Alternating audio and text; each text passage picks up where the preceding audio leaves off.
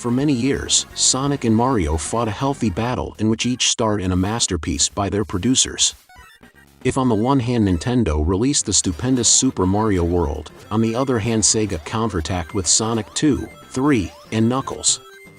I dare say that 90% of the games starring these two icons in the era of 8 and 16-bit video games are a must for anyone who likes games these days.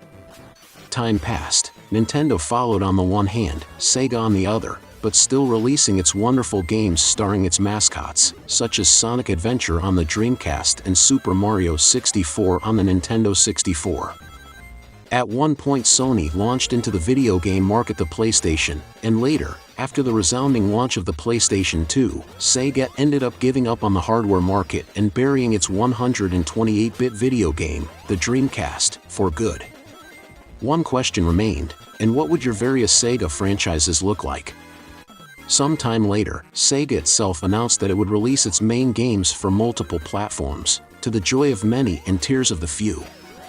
Sonic was one of those who, one fine day, against all the past of the two companies, decided to shine in a portable video game from Nintendo.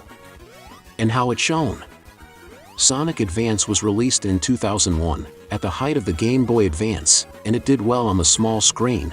Later the game was no longer exclusive to the Game Boy Advance and appeared on mobile devices with Android, on Nokia's N-Gage and even on the platform Wii U Virtual. Sonic was fresh, he was fast, and he was returning to the game format that should never have come out, delicious two-dimensional gaming platforms. Not since the Sega Genesis had such a good game been seen. Sorry Dreamcast fans, but Sonic shines a lot more in a 2D game. Sonic Advance features great graphics, full of new effects, new music and a few things to bring back the good memories of the Sega Genesis. For example, we have stages in an industry mimicking the Eternal Chemical Plant Zone stage, another stage that takes place on a glacier, which is very reminiscent of the Ice Cap Zone, and a stage in a casino, which needs no introduction. In every stage, new mad machines from the sadistic Dr. Eggman appear to try to stop Sonic.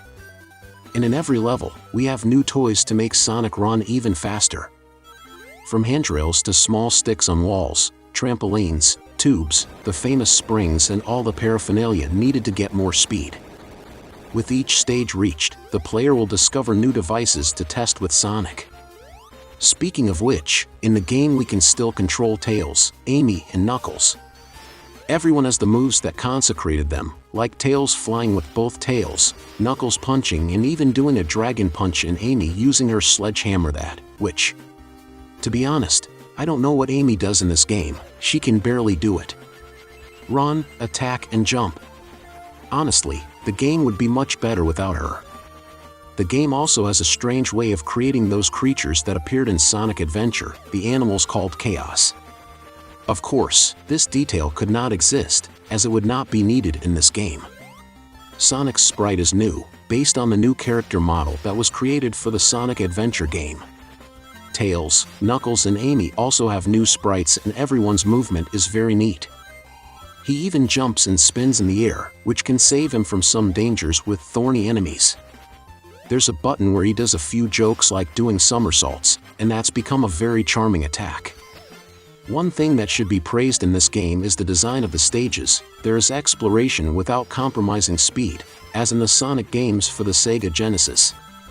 All stages prioritize speed, with the various tools I've already mentioned scattered in specific places to make Sonic fly through the paths of each of the stages. The enemies are back, the vast majority of them are new characters, while others have been reworked. They don't exist in large numbers, as in Sonic 1 and 2 on the Sega Genesis, but they are there and they fulfill their role well. As for the sound, I didn't particularly like it. The songs are average, especially if we don't compare them to the Sega Genesis classics, but they could have been better. The sound effects are the classics, and I'm glad they're like that. I've mentioned once before that I hate getting these hacks where they swap Sonic's fluid jumping sound for something extremely irritating or depressing. Overall, Sonic Advance is a great game. It brings some nostalgia in some stages that were clearly inspired by the great Sega Genesis classics.